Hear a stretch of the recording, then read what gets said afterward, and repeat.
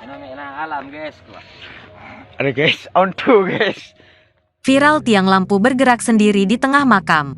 Peristiwa horor terekam dalam sebuah video amatir. Tidak ada angin dan hujan. Sebuah tiang lampu di tengah areal makam terlihat bergerak sendiri.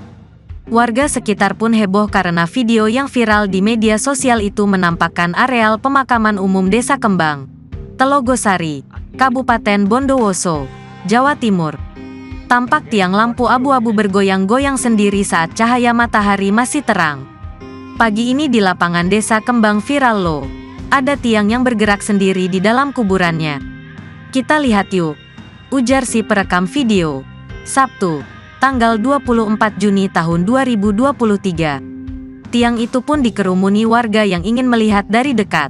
Kondisinya masih sama dan terus bergetar meski banyak warga di sekelilingnya. Sampai saat berita ini dibuat, belum ada penjelasan resmi dari pihak desa maupun pihak terkait lainnya.